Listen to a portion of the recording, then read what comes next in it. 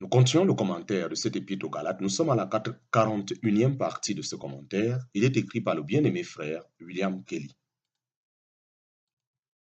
Mais souvenons-nous de la condition dans laquelle le croyant serait quand il rendra compte pour lui-même à Dieu. C'est quand il sera semblable à Christ, n'ayant aucun sentiment qui ne soit de Christ, aucun désir qui ne soit pour la gloire de Christ. Tout sentiment de honte aura disparu et il ne resterait plus que ce qui est selon Christ. La pensée que Christ nous établira tous parfaitement comme lui-même en gloire est la réponse directe à toute anxiété de l'âme. Bien que tout ceci soit vrai, il est important de garder à l'esprit qu'il y a maintenant un jugement très actif en cours. Le Père observe nos voies et s'occupe de nous. Il nous faut examiner nos voies jour après jour. Chacun, saint ou pécheur, devra rendre compte pour lui-même à Dieu. La puissance de Dieu l'accomplira dans l'un et dans l'autre. Dans l'un, pour son entière condamnation, dans l'autre, pour apprendre combien il est redevable à la grâce de Dieu de la manière la plus absolue. Mais c'est une chose différente du jugement. Nous ne saurions trop insister sur ce que paraître devant le tribunal du Christ n'est pas nécessairement un jugement. Aucune parole de l'Écriture ne peut jamais mettre de côté cette vérité que celui qui croit ne vient pas en jugement. En parenthèse, Jean chapitre 5, verset 24. Dieu ne se contredit jamais. Que chacun doive porter son propre fardeau, cela se rapporte à notre responsabilité. Que c'est merveilleux. En avoir fini avec notre responsabilité comme homme et ayant Christ maintenant, une nouvelle responsabilité commence pour nous. Nous avons maintenant à nous conduire comme ceux qui ont la vie éternelle, qui ne s'appartiennent pas à eux-mêmes, mais à celui qui, pour eux, est mort et a été ressuscité. En parenthèse, 2 Corinthiens chapitre 5, verset 15. Maintenant commence notre responsabilité de vivre pour Christ, de lui consacrer la vie nouvelle que Dieu nous a donnée dans la conscience que le Seigneur passe simultanément nos voies au crible jour après jour. Chapitre 6, petit 8, Galates chapitre 6, verset 6, aide matérielle aux serviteurs de Dieu. Galates chapitre 6, verset 6, aide matérielle aux serviteurs de Dieu. Pour cela, nous lisons Galates chapitre 6, le verset 6. Que celui qui est enseigné dans la parole fasse participer à tous les biens temporels, celui qui enseigne. Que celui qui est enseigné dans la parole fasse participer à tous les biens temporels, celui qui enseigne. Commentaire.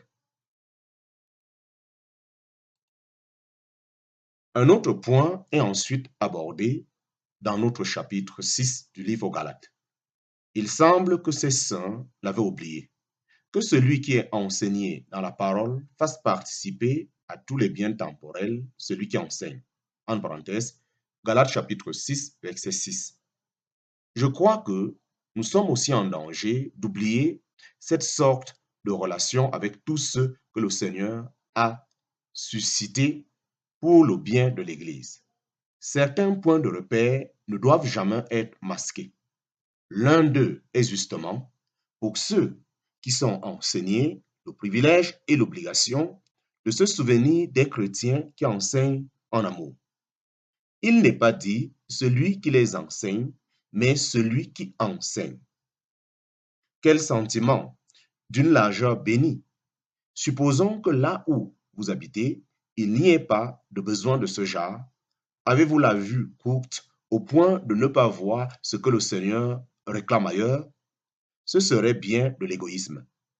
Quand des chrétiens ont abandonné le moi qui existe un peu partout et qu'ils arrivent à ne plus faire ce qu'eux et leur entourage considéraient presque comme une obligation, rien n'est alors plus dégradant que de profiter du nom du Seigneur pour avoir une église à bon marché, comme on pourrait dire, et d'oublier qu'ils appartiennent à l'église de Dieu, vue dans son ensemble.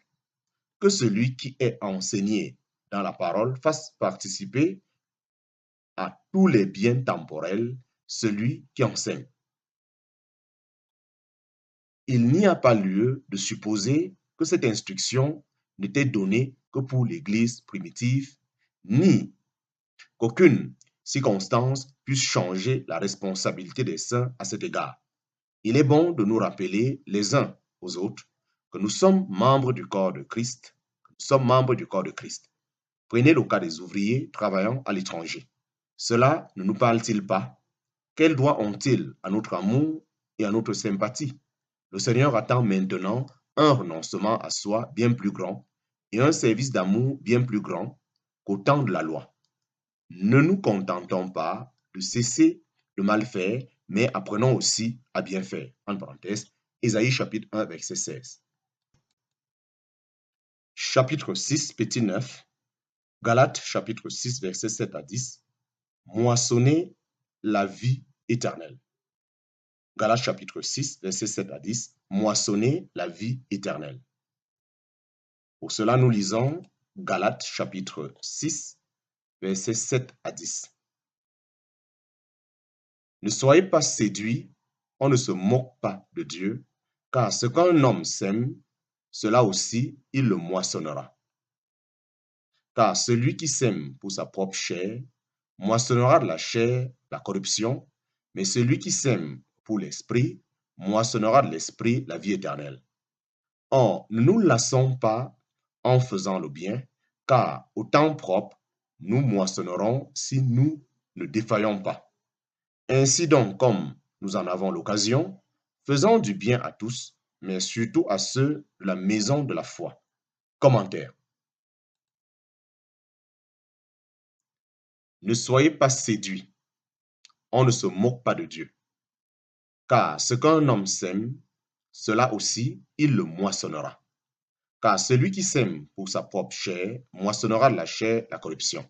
En parenthèse, Galates chapitre 6, versets 7 à 8. Il s'agit évidemment ici de ceux qui sont indulgents pour eux-mêmes. S'il y a du cœur pour le Seigneur, on trouvera vite comment le servir pleinement. Mais cela demande souvent beaucoup de renoncement. Rien ne permet d'échapper à ce principe. On ne se moque pas de Dieu, car ce qu'un homme sème, cela aussi, il le moissonnera.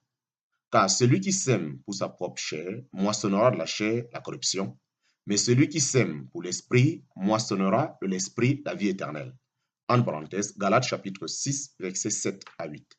C'est très fort et pourtant tellement vrai.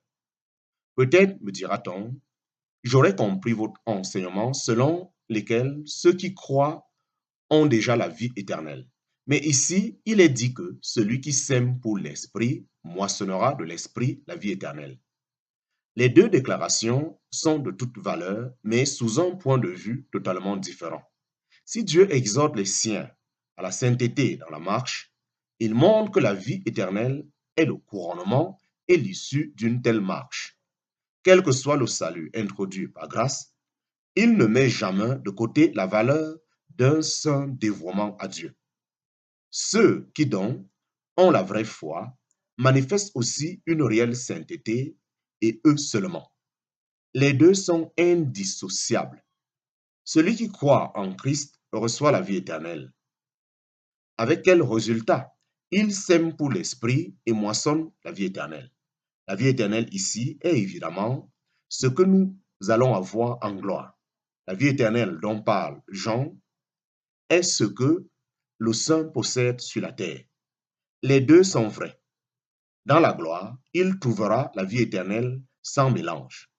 Je la reçois maintenant comme croyant de la part de Christ et je la trouve au ciel comme continuation du chemin de la sainte volonté de Dieu.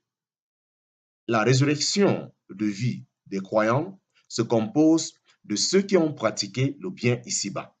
Or, ne nous lassons pas en faisant le bien, car au temps propre, nous moissonnerons si nous ne défaillons pas. En parenthèse, Galates chapitre 6, verset 9. Il y a souvent un grand danger à se relâcher dans la course. On commence bien et en beauté, Puis, après un certain temps, on devient réservé et soupçonneur quand on découvre que tant de gens ont profité de vous. C'est se lasser en faisant le bien ou le résultat de cette lassitude. On décide de ne plus se laisser duper. Or, en vérité, la chair tient une grande place dans ce genre de discours et de sentiments. Quand les âmes sont occupées de la grâce de Dieu, elles ne sont pas si facilement lassées. Est-ce une raison valable pour un saint de devenir aussi égoïste parce qu'un autre l'a été? L'état normal du chrétien, c'est d'avoir un cœur large et généreux et d'être actif à rechercher les bons moyens de faire le bien. Le Seigneur ne dit pas donner ce qu'il demande, mais le principe demeure que le chrétien doit rester sur ce terrain avantageux d'être celui qui donne. Si je suis sur le terrain de la loi, je ne ferai que marchander. Mais sur le terrain de la grâce et de la foi en Christ, ma place serait bien plus bénie car il est plus heureux de donner que de recevoir. En parenthèse, Actes chapitre 20, verset 35. Moissonner ici, c'est clairement dans la gloire. Ne l'attendons pas ici. On peut rencontrer de la douceur et de la reconnaissance, mais il ne faut pas être surpris s'il en va autrement. Ici, on trouve tant de choses pénibles de la part des hommes. Rappelons-nous que c'est au Seigneur que nous prêtons. Y a-t-il là sujet de déception? Jamais. Celui qui regarde au Seigneur ne sera déçu. Ainsi donc, comme nous en avons l'occasion, faisons du bien à tous. En parenthèse, Galates chapitre 6, verset 10. C'est là l'affaire du chrétien, faire du bien, mais surtout à ceux de la maison de la foi. Il y a une relation spéciale avec les saints, mais il ne faut pas se borner là. Comme nous en avons l'occasion, faisons du bien à tous, mais surtout à ceux de la maison de la foi. Chapitre 6, petit 10, Galates chapitre 6, verset 11, 1 Corinthiens chapitre 7, verset 12 et 25, 1 Corinthiens chapitre 14, verset 30, 2 Timothée chapitre 3, verset 16. Nous allons pour cela lire Galates chapitre 6, verset 11.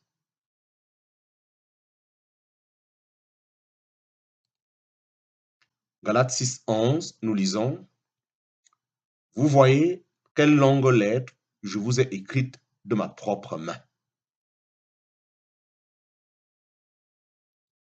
Commentaire. Chapitre 6, petit 10 sous 1, inspiration, révélation, 1 Corinthiens chapitre 14, verset 30. Il est important de garder à l'esprit, quand on lit un passage quelconque de la parole de Dieu, que tout est donné sous l'inspiration directe du Saint-Esprit. Dans un certain passage de 1 Corinthiens chapitre 7, l'apôtre affirme expressément donner lui-même et non pas le Seigneur. L'apôtre affirme expressément donner lui-même et non pas le Seigneur un jugement particulier quant aux relations naturelles des croyants. Mais même une telle déclaration n'a pas été écrite par l'apôtre sans le Saint-Esprit. Il était inspiré pour dire que ce n'était pas du Seigneur, mais de lui. C'est pourquoi il n'y a pas la moindre contradiction, même dans un mode d'expression aussi exceptionnel. Prenez encore le livre de Job où vous trouvez Satan qui parle comme aussi ailleurs. Aucune personne intelligente ne voudrait soutenir que ce que Satan dit était inspiré. Néanmoins, l'écrivain du livre a été inspiré pour nous le donner parfaitement. L'écrivain était entièrement conduit de Dieu pour rapporter, parmi les paroles, bonnes ou mauvaises, des personnes en jeu, en parenthèse, un homme, Satan, ou même le Seigneur, juste ce qu'il fallait pour accomplir le but divin de son écrit.